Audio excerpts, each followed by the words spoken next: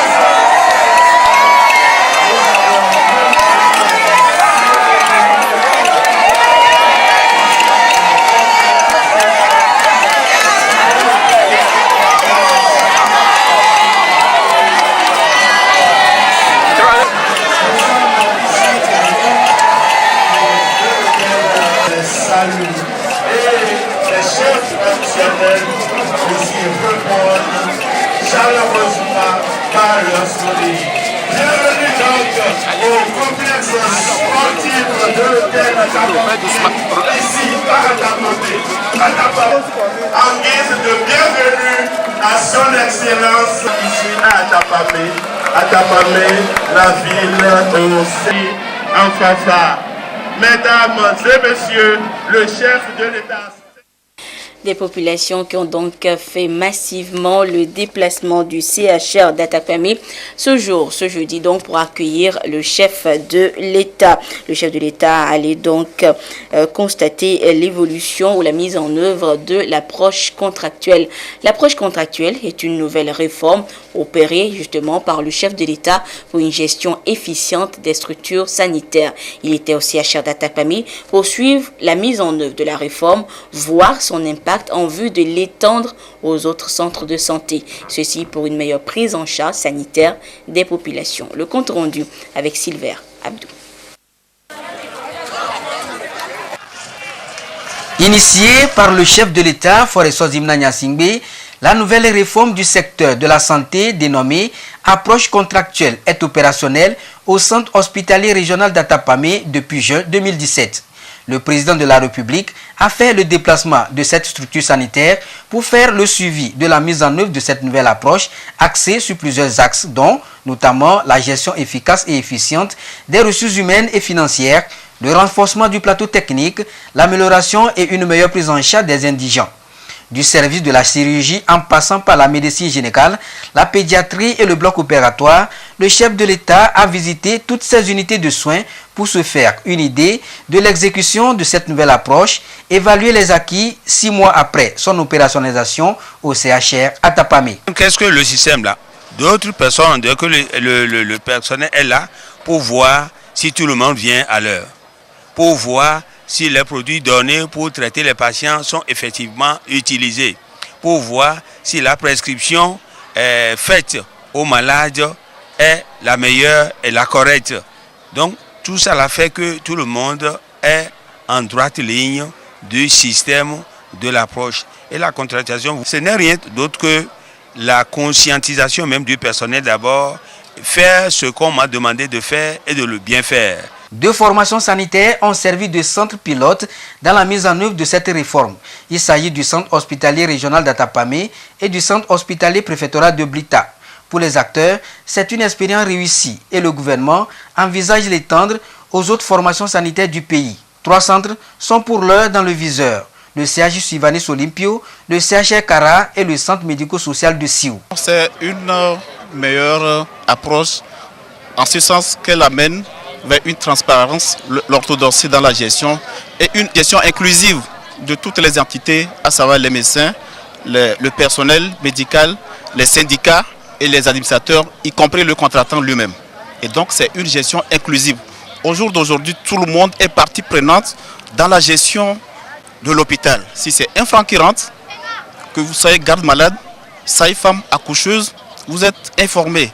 Et de ces 1 franc, les dépenses qui en sortiront, à chaque fin de mois, nous tenons une réunion où une restitution est faite par rapport aux entrées en termes de recettes et aux dépenses effectuées. Le ministre de la Santé et de la Protection sociale a salué cette politique du chef de l'État qui a pour soubassement mieux répondre aux attentes des populations à travers des soins de santé de qualité et permettre au personnel soignant d'améliorer les offres de services. La mise en œuvre de cette réforme, selon le ministre de la Santé, a permis au CHR d'Atapamé d'améliorer sensiblement ses prestations. Nous avons une augmentation du taux de fréquentation, du taux de consultation et du taux d'hospitalisation. Ces taux-là, augmentés chacun d'environ 15%, sont la preuve palpable d'une appréciation positive de la population. Les recettes ont augmenté de 35%. Le taux de recouvrement est à 85%. Le taux de disponibilité de médicaments sur la base d'une liste de 52 médicaments établis par les agents, ce taux est de 92%. Et les médicaments sont disponibles à l'intérieur de l'hôpital. En ayant engrangé ces résultats, ça a permis à l'hôpital de payer les salaires et les primes des 120 agents émargeant sur le budget autonome. Et depuis donc le 30 juin jusqu'à ce jour, il n'y a plus de retard. Le chef de l'État a félicité le personnel soignant pour les résultats encourageants enregistrés et lui a demandé de poursuivre les efforts déjà entrepris dans la gestion des ressources humaines et financières pour une meilleure protection sociale de la population. Le président de la République a ensuite procédé à la remise des clés du matériel roulant mis à la disposition du ministère de la Santé. Ces équipements sont remis dans le contexte de la mise en œuvre du programme d'urgence de développement communautaire en vue de renforcer les capacités opérationnelles de 5 formations sanitaires.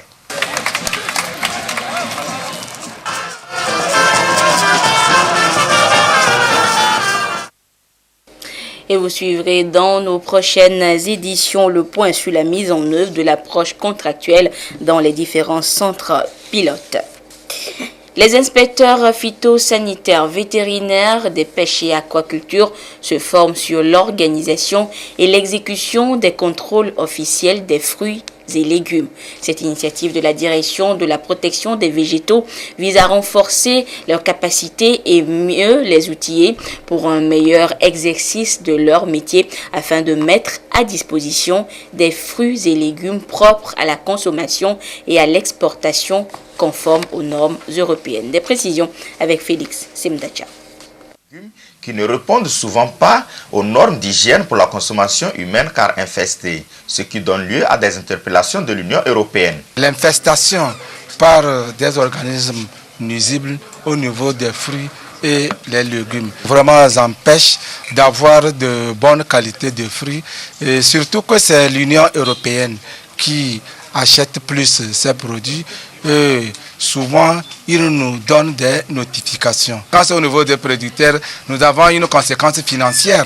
Et en ce qui concerne les consommateurs, ça, c'est des conséquences sanitaires. Pour faciliter la commercialisation des fruits et légumes togolais sur le marché international, ces derniers doivent répondre aux normes. Pour ce faire, la direction de la protection des végétaux met les bouchées doubles avec la formation des inspecteurs phytosanitaires et des vétérinaires. L'intérêt ici, c'est qu'on va faire l'inspection au regard des risques pertinents pour le pays et pour les filières concernées. On ne va plus faire l'inspection comme ça pour dire que ok, on a tout regardé. Non, on va voir quels sont les risques prioritaires du pays, du Togo, et quels sont les risques prioritaires pour chaque filière et pour chaque étape. Ça veut dire qu'on va améliorer de manière conséquente l'ensemble des activités, l'ensemble des étapes pour toutes les filières. Ça veut dire que donc à terme, on s'attend à ce que la qualité du produit consommé local soit meilleure et surtout aussi la qualité du produit destiné à l'exportation soit meilleure. Avec la présente formation, c'est désormais des spécialistes togolais aptes à mener à bien leur mission pour faire du Togo une nation respectueuse des normes internationales. Une formation rendue possible grâce à l'appui du comité de liaison Europe, Afrique, Caraïbes et Pacifique. Des fruits et légumes sains qui pourront être transformés sur place et que vous pourrez désormais acquérir à la vitrine d'exposition et de vente. Un espace situé en face de la BCAO à Lomé est dédié à la promotion des produits agroalimentaires transformés au Togo. Augustin Kossi. S'érige un espace novateur dédié à la promotion des produits made in Togo.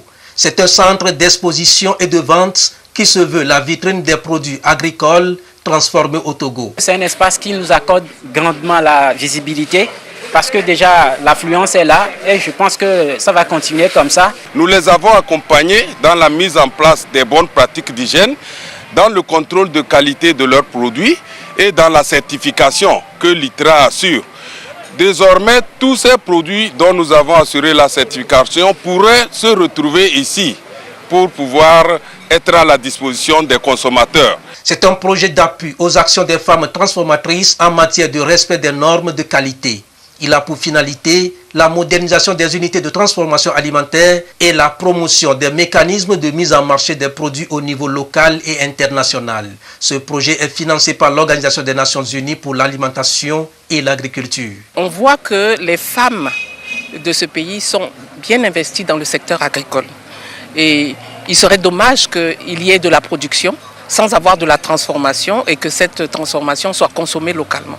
Donc une des manières d'accompagner ces ambitions, c'était de créer cette vitrine. Cette transformation de l'agriculture togolaise implique la mise en place d'un plan stratégique national. Et le gouvernement s'y met à travers l'adoption du programme national d'investissement agricole et de sécurité alimentaire et nutritionnelle, le PNIAZA. Ce nouveau programme, en lien avec le vaste programme des agropoles, vise à rendre la balance commerciale excédentaire. Mais il fallait travailler en interne en prenant en compte la production locale. Avec ce projet, ça permet non seulement de structurer les petites sociétés qui sont organisées à transformer, mais faciliter l'accès de leurs produits au marché local. C'est un pas vers le développement agro-industriel au Togo. Reste que les consommateurs s'inscrivent dans la dynamique, l'espace étant couplé d'un restaurant pour les déjeuners et de même pour la détente. Séance de sensibilisation du programme des Nations Unies pour le développement à l'université de Kara. Face aux enseignants-chercheurs et aux étudiants, la délégation du PNUD a déroulé les 17 objectifs de développement durable ODD afin d'attirer l'attention de ce groupe cible sur l'atteinte des objectifs à la date butoir fixée à 2030. Des précisions depuis Kara de Nestor Mozon. À l'Assemblée générale des Nations Unies en 2015, les chefs d'État et de gouvernement ont adopté 17 ODD, Objectifs de développement durable. La mise en œuvre de ces ODD doit s'achever au plus tard en 2030. Pour accélérer leur exécution, le programme des Nations Unies pour le développement fait leur promotion. Le PNUD vient de rencontrer les étudiants et enseignants de l'université de Kara. Nous voulons que les étudiants soient les fers de lance dans la promotion du développement durable, dans la promotion de l'agenda du développement 2030 qui est soutenu par l'ensemble des agences des Nations Unies au Togo. Ils ont une vocation universelle, donc ils sont intéressés par l'ensemble de l'agenda et chacun dans sa spécialité va puiser ce qui le concerne et va chercher à agir dans son domaine. Donc nous avons présenté l'agenda dans sa globalité, nous avons présenté les objectifs de développement durable dans leur globalité et nous avons engagé une discussion avec eux pour approfondir le sujet. Les discussions étant engagées, la lumière étant faite sur les ODD, les universitaires de Kara cogitent sur la manière dont ils peuvent être utiles à l'atteinte de ces objectifs de développement durable. Nous allons parler de l'environnement, des problèmes environnementaux, qui sont des objectifs de recherche au niveau universitaire. Nous allons parler aussi de l'agriculture durable, l'utilisation des pesticides. C'est un problème important. La participation de l'université, c'est par exemple essayer de mettre en place des biopesticides pour remplacer les pesticides chimiques. Donc ça sera une contribution de la communauté universitaire à l'atteinte de ces objectifs de développement durable. Le PNUD a fait le même exercice avec l'université de Lomé et d'autres universités privées du pays. Il a aussi un programme de sensibilisation à l'endroit de la société civile et du secteur privé. La suite de cette édition avec l'actualité politique à travers ce communiqué du ministre en charge de la sécurité. Ce jeudi 14 décembre 2017, conformément à la note d'information adressée au ministre chargé de l'administration territoriale par laquelle la coalition de 14 partis de l'opposition a fait part de son intention d'organiser 3 jours de manifestations pacifiques publiques pour le compte de la semaine en cours, certaines villes de notre pays ont enregistré des marches pacifiques suivies de meetings. Il s'agit de Lomé, Anéro, Enfouin, Tchekpo, Afagnan, Atakpame, Agné, Badou et Kpalimé. Prenant en compte les recommandations formulées par l'administration, ces marches se sont déroulées pacifiquement en respectant les points de départ, itinéraires et points de chute convenus entre les organisateurs et les pouvoirs publics. Aucun incident majeur n'a été signalé.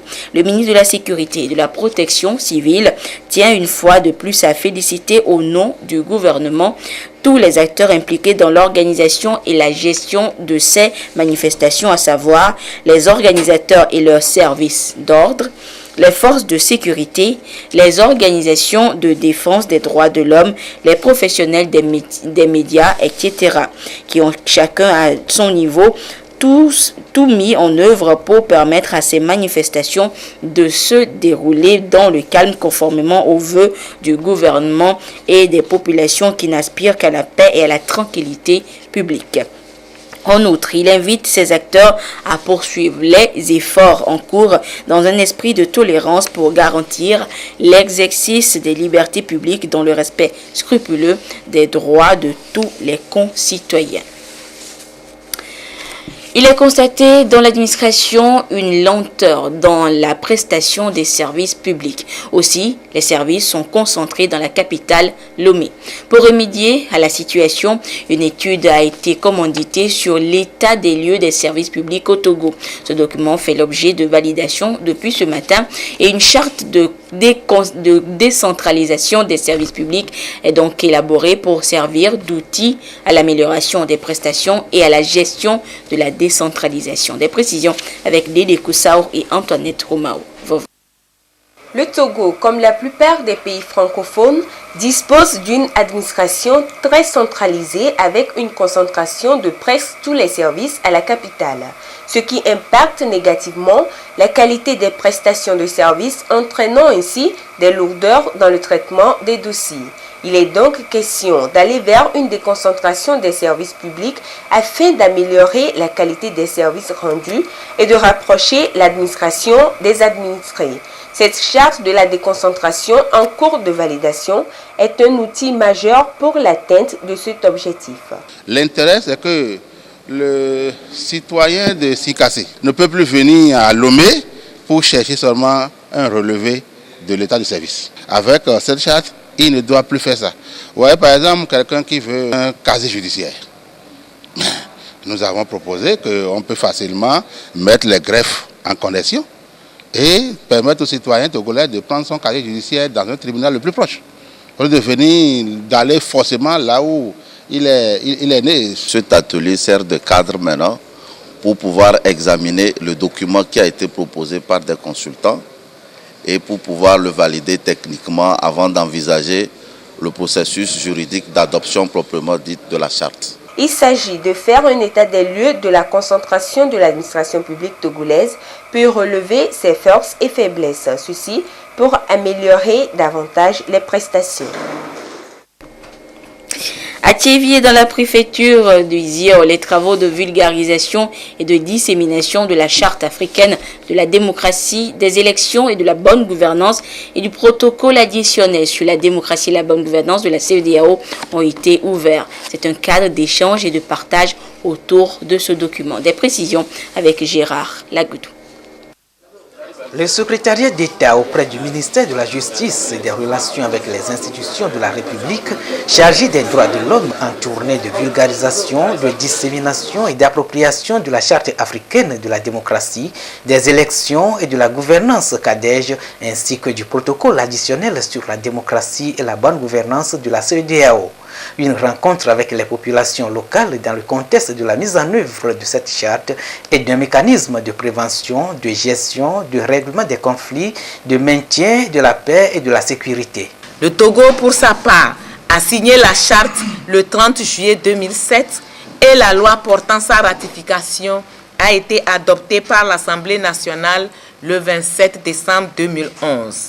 Le Togo l'a ainsi ratifié le 20 mars 2012. L'objectif de la présente rencontre est de contribuer à la promotion, au raffermissement des valeurs, principes et pratiques démocratiques et au renforcement de la gouvernance démocratique au Togo.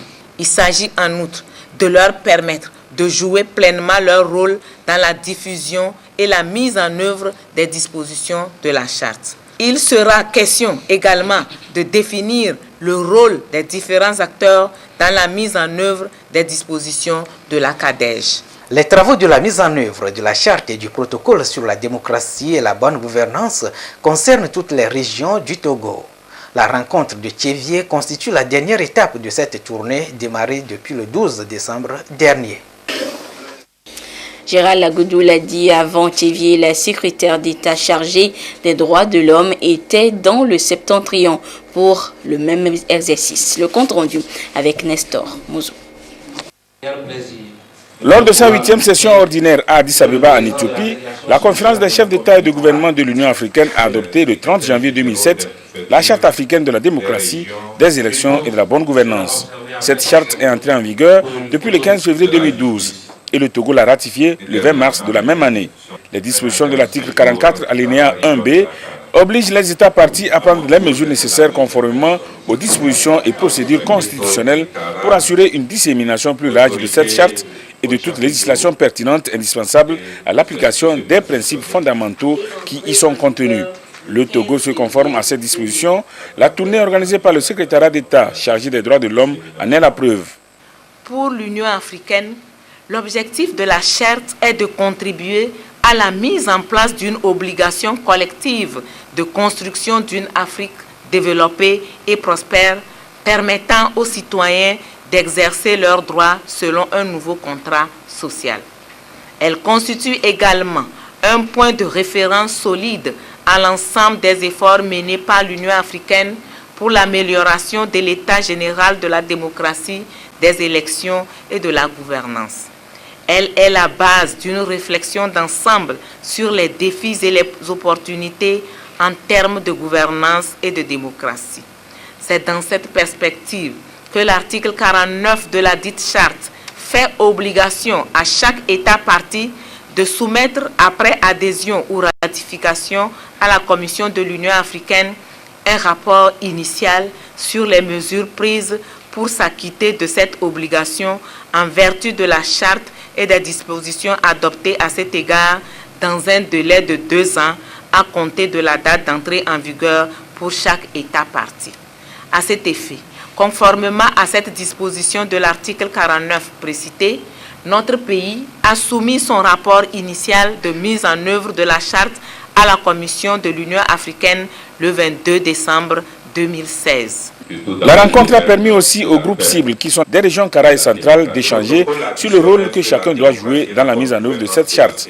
Le processus de vulgarisation et de dissémination de la charte prend en compte le contenu du protocole sur la démocratie et la bonne gouvernance de la CEDEAO qui véhicule les mêmes principes et valeurs que la charte. Dans la prise en charge sanitaire des populations, les forces armées togolaises apportent leur contribution. Depuis plusieurs jours, une équipe du centre de transfusion sanguine effectue une tournée de collecte de sang dans les unités de base de la première région militaire. Le compte rendu avec Prudence Zinsou. Une opération de don de sang dans les unités et bases de la première région militaire pour sauver des vies humaines. Elle est effectuée par une équipe du Centre national de transfusion sanguine sous la supervision du service de santé des armées. Compte tenu de la portée de ce geste volontaire, les chefs militaires ont été les premiers à se prêter à l'exercice qui a aussi connu la participation du personnel des forces armées togolaises. On a beaucoup plus de demandes, c'est-à-dire des besoins, que la disponibilité du sang. Les forces armées, de par leur vocation, de servir, de protéger la nation, sont très volontaires. On espère que ce geste des forces armées va améliorer la disponibilité des produits sanguins au niveau de nos centres de transfusion sanguine. Au-delà du don de sang, pour accroître sa disponibilité dans les centres de transfusion sanguine, c'est aussi une campagne de sensibilisation à l'endroit de ces donneurs volontaires. Cette opération est également une occasion pour les chefs corps d'inciter le personnel à se porter volontaire pour le don de sang et à prendre des dispositions matérielles pour les prélèvements dans les structures de santé de leur unité. Depuis vendredi, se tient à l'hôtel Ibis à Lomé une exposition vente dénommée Rêve de Noël, une initiative de l'Association internationale des artistes Paix entre les peuples, dans le but d'offrir des cadeaux aux orphelins avec les recettes de cette vente. Viviane Oussouvi, Yasmine Kodia. Rêve de Noël, une exposition vente qui annonce les couleurs de fête de fin d'année. Tableaux et sculptures focalisent l'attention des mordus de l'art ici dans le hall de l'hôtel Ibis. Des chefs-d'œuvre qui, de par leur originalité, ont tout un sens et viennent de divers horizons. Et comme nous sommes à Noël, j'ai voulu montrer un peu de ce que les gens ne connaissent pas ici en Afrique, aux nos frères africains. Donc là, on voit la neige. Quand le vent prend la neige dans le ciel, on appelle ça le blizzard. Donc c'est un tableau qui donnera de la joie aux enfants. Ce tableau émancipation, je l'ai créé pour un peu aborder les jeunes filles d'aujourd'hui. J'ai pensé à ces jeunes filles, pourquoi ne pas parler à leur sujet et de leur dire que c'est pas bien de dépraver. Une petite fille reste une petite fille. Ce qui nous a intéressé, d'inviter plusieurs artistes de plusieurs nationalités et de plusieurs pays, c'est d'ouvrir les choix devant les invités, devant les gens qui viennent pour voir l'art. Il peut avoir parfois les styles africains, parfois les styles européens, parfois les styles méditerranéens, et ça leur donne de l'humeur. La fête de Noël est une occasion où tout enfant attend du Père Noël des cadeaux. Cependant, certains enfants orphelins se voient parfois privés de ces moments de partage et de joie. Occasion pour l'Association internationale des artistes, Paix entre les peuples, à travers Rêve de Noël, de jouer sa partition pour le mieux-être des orphelins. Puisque le Noël est presque arrivé, on a fait l'expo en faveur des orphelins. On va essayer au moins de leur prendre quelques cadeaux pour fêter comme les autres enfants. Orpheline à Ange, il y en a 91 enfants. On essaye de donner pour tous les enfants. Rêve de Noël, un collectif des artistes de différentes nationalités qui traduit le brassage et la diversité culturelle. Pour cette édition, la France, le Bénin, le Mali, le Burkina Faso, le Ghana et le Liban sont aux côtés du Togo pour célébrer cet événement. Claude, bonsoir. Bonsoir Anita. Et c'est avec plaisir que nous nous retrouvons donc ce soir à travers la page des sports des jeudis. Ce matin, Claude, vous êtes retrouvé en assemblée ordinaire de votre association, l'AJST, Association des journalistes sportifs du Togo. De quoi a-t-il été question? Oui Anita, nous nous sommes donc retrouvés à l'hôtel Ibis pour dresser le bilan mi-parcours de notre association depuis l'élection d'un nouveau bureau le 9 septembre 2016 et nous projeter sur l'avenir. Plus de détails avec Jean-Kofi et Didi. Rapport moral, rapport d'activité financier, relecture des statuts, règlements intérieurs et financiers sont les grands axes de cette assemblée générale ordinaire.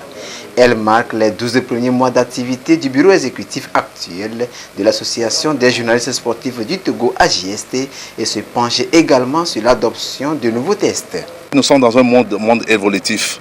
Notre test, il faut l'actualiser. C'est ce que nous avons essayé de faire. Nous avons essayé peu avant de voir avec certains doyens pour voir ce qu'il faut faire. Donc pour nous, il faut essayer de mettre tous les garde-fous nécessaires pour qu'on ne retombe pas dans les mêmes travers. Et l'un des mots qui mine notre association, c'est que les gens ne veulent pas cotiser. On va essayer de passer en revue tout ça là pour que vraiment l'association retrouve celle de noblesse. Les réseaux sociaux à tout danger pour la presse sportive, sécurité et non-violence sur les stades, puis défis et perspectives de l'AJST ont fait l'objet de débats au cours de cette assemblée générale. Le thème de la violence sur les stades, vous savez qu'en ce moment se jouent les championnats nationaux de première et de deuxième division. Le football est plutôt un facteur d'union. Eh bien, c'est à vous, les leaders d'opinion, de sensibiliser et de conscientiser le public sportif pour ne pas commettre des actes de violence à l'occasion des matchs de championnat qui viennent un peu pour décrisper la situation sociale dans le pays. Et donc vous avez un grand rôle à jouer et je vous félicite pour ça. C'est une structure qui mérite le respect de tout le monde ici au pays parce que le sport tel que vous le connaissez, c'est un vecteur de paix. Et pour que la communication aille dans l'ouïe de toutes les populations ici au Togo, il faut que la communication soit bonne et qu'elle soit efficiente. Il faut que ce soit une communication très professionnelle. Voilà pourquoi, de tout le temps que j'ai pu avoir un petit temps, j'ai pu m'organiser, être avec vous. C'est une très bonne chose. J'apprécie donc tout ce que vous faites au niveau de l'IAJST. Vous êtes bien organisé. Peut-être qu'avec le temps, on vous assistera mieux. 46 ans après sa création, l'AJST continue de répondre aux attentes de ses membres. Cette association a offert beaucoup à la jeunesse, à nous aussi. Il y a eu des formations auxquelles on a participé. Il y a eu des grosses amitiés scellées. Et vous savez, à chaque fois qu'on se retrouve, on en sort toujours avec quelque chose. J'ai gagné un grand esprit de partage au sein de la GST. Il faudrait qu'on ait un budget assez solide, qu'on s'approche des grandes sociétés pour quand même soutenir le travail déjà abattu par les membres de la GST. À la GST, les bureaux exécutifs sont élus pour un mandat de 2 ans renouvelable une fois. Et la nouvelle équipe dirigeante élue en 2016 sera en fin de mandat en décembre 2018. Et Claude, passons sur la pelouse avec la 6e journée du championnat national de football de première division qui a été disputée hier sur l'ensemble du territoire. Jusqu'ici invaincus, les Lions des Monts Barba-Bassar Bikenti ont fini par couper les Chines au stade municipal de la capitale devant les porteurs 1-0. Tiens-Pitba pour plus de précision. Le Lion Bikenti était descendu des Monts Barba-Bassar pour rugir, mais mal lui en a pris. Les porteurs en jaune l'ont dérouté. Une déroute intervenue dès la 12e minute à travers l'ouverture du score sur ce coup de tête de Djadia Aïe à Blamvi suite à un corner. AS Togopor 1, Bikenti 0. Ainsi blessés, les Lions de Bassar vont à l'attaque pour chercher à rétablir l'équilibre. Ils s'offrent plusieurs occasions qui restent infructueuses. Au même moment, les portiers tenaient aussi à accorcer l'addition en vain. Le score d'1-0 en faveur de l'AS Togopor est conservé à la mi-temps. De retour sur le gazon synthétique du stade municipal de Lomé, les Lions redoublent d'intensité à l'attaque, toujours sans gain de cause. Occasion aussi pour les portiers de relancer leur machine offensive qui n'arrive pas jusqu'au bout des filets de Tianaba Mama, le portier des Lions de Bassar. C'est sur ce score d'1-0 pour l'AS Togopor que l'arbitre Nyama Akleso met fin à la partie. Bikenti a joué clairement ses chances et a voulu repartir avec les 3 points. Lui, il était la baraka de mes défenseurs et du gardien de but. Bon, peut-être que le score serait de 1 but partout. Mais nous avons aussi joué crânement nos chances. Nous avons posé le ballon, nous avons circulé aussi comme Bikenti. Le jeu était bon. Nous avons assuré notre jeu et on l'a mérité. Chaque entraîneur a son système du jeu. Aïe circule. Bon, j'ai un plan du jeu pour contrecarrer, pour qu'elle n'arrive pas à pénétrer dans les surfaces. Donc c'est pourquoi quand nous trouvons le ballon maintenant, nous jouons derrière eux et on avance vers le but. Nous avons perdu ça là, on a fait tout et tout pour remporter les 3 points du dimanche. Pour cette 6e journée, dis-toi corrigé Ange, 4-1. Score identique pour Unisport devant Kotoko. L'AS OTR arrache les 3 points devant Semassi, 1-0. 1-0 également pour les Lions de Tône Fouadan sur ASCK. Asco l'a emporté aussi 1-0 face à Gomido, Maranata 1, à Gaza 0. Espoir et Koroki font 2 buts partout. Et Claude, bouclons par l'ouverture de la 8e édition du tournoi de football dénommé Happy New Year à Devego dans le canton de Baguida. En match inaugural disputé samedi, Lumière FC a battu l'association des jeunes d'Avepozo. 3-1. Nous retrouvons Jean Kofi et Didi. C'est avec la détermination d'imposer son ascendant très tôt que la formation de l'association des jeunes d'Avepozo a abordé la rencontre. Elle a donc assiégé le camp de Lumière FC tout de suite. Une stratégie qui a porté ses fruits dès la 6e minute avec l'ouverture du score signé Dima Djenagnon. Ce but matinal oblige les joueurs de Lumière à réorganiser leur jeu. Ils déroulent mais ne trouvent pas la faille dans la défense de l'AJA. Les premières 45 minutes s'écoulent donc avec l'avantage partiel d'1-0 en faveur de l'AJA. En seconde période, Lumière FC continue de monopoliser la balle et accueille l'arrière-garde de l'AJA qui fléchit finalement à la 70e minute. Désiré Akossonia remet les pendules à l'heure. Lumière 1, AJA 1. Cette égalisation réveille les joueurs de Lumière FC. Leur riposte est fatale à l'AJA. Kossivi Diadjou marque et permet à Lumière de prendre son avance 2-1 à la 118e minute. Insatiable, Lumière profite du relâchement de l'adversaire et corse la mise à 1 minute de la fin du temps réglementaire. Kossivi Diadjou signe ainsi un doublé. 3 buts à 1. La partie prend ainsi fin. Je me réjouis tout simplement parce que nous avons constaté qu'il y a du travail au niveau des attaques et qu'à la fin, on a eu à avoir 4 beaux buts au cours de cette ouverture. Et l'objectif, c'est la promotion du football dans notre localité et bien sûr aider ces jeunes-là à s'épanouir. Et cette année, nous aurons à parler plus des valeurs citoyennes et encore essayer quand même d'entretenir ces jeunes, essayer quand même de les aider à éclore leur talent.